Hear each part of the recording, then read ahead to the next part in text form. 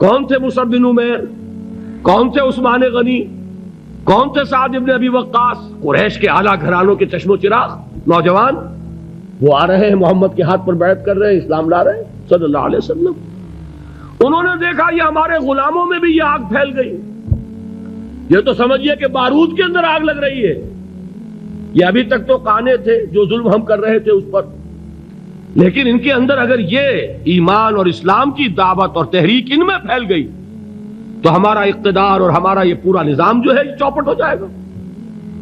یہ ہے وہ چیز جو میں نے کل آپ کو اقبال کا مصرع پڑھا سنایا تھا کہ نظام کہنا کے پاس بانو یہ مارز انقلاب میں ہے، beware of the revolution that is coming, لہذا اپنی پوری قوتوں کو جمع کرو اور کچل دو انہیں، مارو انہیں۔ یہ کام شروع ہوا ہے سن 5 سے، بلکہ 4 کہنا چاہیے، 4 سے لے کر 12 تک 8 برس اس کو کہتے ہیں پرسیکیوشن، فزیکل پرسیکیوشن، تشدد، مار پیٹ، جلانا، دہتے ہوئے انگاروں پر لٹانا، فاقے رکھنا، بھوکے رکھنا، ان کو ڈال دی گئی زنجیریں، گھروں میں بند کر دیا گیا نوجوانوں کو۔ حضرت عثمان کو چچا نے ان کے ایک چٹائی کے اندر لپیٹا اور دھونی دے دی، دم گھٹ رہا ہے، جان نکل رہی ہے۔ حضرت مصعب بن عمیر رضی اللہ تعالی عنہ، وہ نوجوان 200 درہم کا جوڑا ان کا سل کر آتا تھا شام سے تیار ہو کر، لباس معطر ہوتا تھا، جدھر سے نکل گیا پوری گلی جو ہے وہ معطر ہو گئی، انگلیاں اٹھ رہی ہیں، وہ جا رہا ہے مصعب، یہ خوشبو اس کی ہے۔ اس مصعب کے ساتھ کیا سلوک کیا؟ باپ تو مر چکا تھا، ماں نے پالا تھا، دولت بہت چھوڑ کر گیا تھا باپ، لہذا ماں نے بڑے ناز و نام میں پالا، بڑے لاڈ پیار میں، 200 درہم کا جوڑا تیار ہو رہا ہے۔ لیکن یہ کہ آپ کو معلوم ہے عرب کے اس معاشرے میں عورت کی کوئی حیثیت نہیں تھی، ماں کا اختیار نہیں تھا، چچا تھا اب سربراہ خاندان کا۔ چچا نے کہا مصعب اگر تم نے اپنے باپ کا دین چھوڑ دیا ہے تو باپ کی دولت پر بھی تمہارا کوئی حق نہیں ہے، نکل جاؤ گھر سے۔ اس نے یہ سوچا تھا کہ مصعب کے ہوش ٹھکانے آ جائیں گے، دن میں تارے نظر آ جائیں گے، ناز و نام میں پلا ہوا، گھر سے نکل کے جائے گا کہاں؟ یہ سارا نشہ جو ہے توحید کا یہ حیران ہو جائے گا۔ حضرت مصعب کا جواب بالکل برعکس تھا، اچھا ٹھیک ہے چچا جان، میں گھر چھوڑتا ہوں۔ وہی بات جو کبھی کہی تھی ابراہیم نے، باپ نے کیا کہا تھا؟ واجرنی ملیہ، جاؤ چلے جاؤ، دفع ہو جاؤ میری نگاہوں سے۔ حضرت ابراہیم نے کیا جواب دیا تھا؟ سلام علیک ساستغفر لک ربی انہ کان بی حفیہ۔ اچھا ابا جان آپ کا حکم یہی ہے تو میں چلتا ہوں، آپ پر سلامتی ہو، میرا رب مجھ پر بڑا مہربان ہے، میں اس سے آپ کے لیے استغفار کروں گا۔ چل دیے۔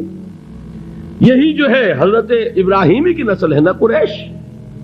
آج ابراہیم کے ایک بیٹے کے ساتھ وہی معاملہ ہو رہا ہے مصعب کے ساتھ، اور مصعب چلنے کے لیے تیار ہو گئے۔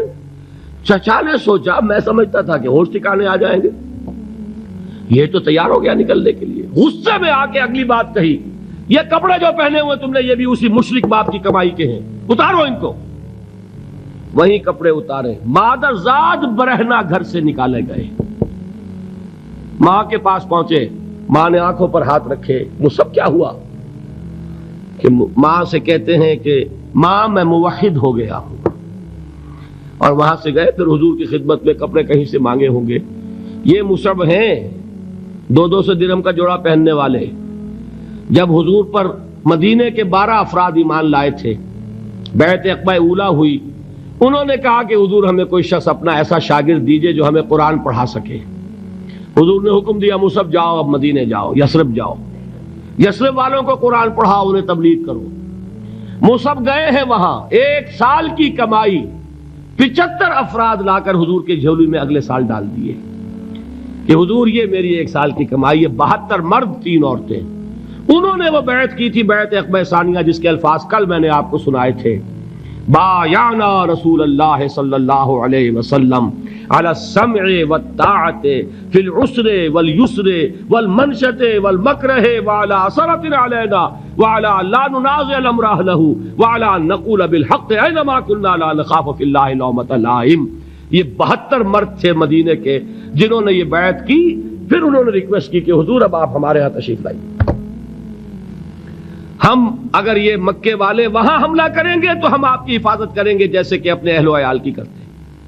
بہرحال وہ مصعب بن عمیر ہیں جو غزوہ احد میں شہید ہوئے، اور جب شہید ہوئے تو ان کے جسم پر صرف ایک چادر تھی۔ ایک بات تو یہ نوٹ کیجئے، موضوع سے ذرا بات تھوڑی ادھر ادھر جا رہی ہے، لیکن یہی چیزیں ہیں اصل میں کہ جو ہمارے دلوں کو منور کرنے والی ہیں نور ایمان سے۔ وہ علم بردار تھے غزوہ احد میں، جھنڈا مسلمانوں کا ان کے پاس تھا۔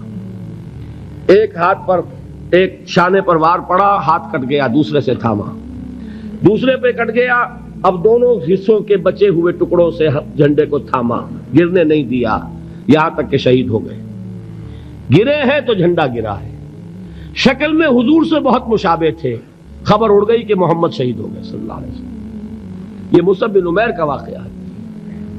جب ان کو اب دفن کرنے کا وقت آیا، اور شہید کے لیے کفن جو ہے اس کا وہی لباس ہوتا ہے جو شہادت کے وقت ہو، حضور کے سامنے ایک پرابلم پیش کیا گیا۔ حضور، مصعب کے جسم پر تو ایک چادر تھی، اور وہ چادر بھی اتنی چھوٹی ہے، یعنی 2 گز کی چادر بھی نہیں ہے، اس سے اگر سر ڈھانپتے ہیں مصعب کا تو پیر کھل جاتے ہیں، پیر ڈھانپتے ہیں تو سر کھلتا ہے، کیا کریں؟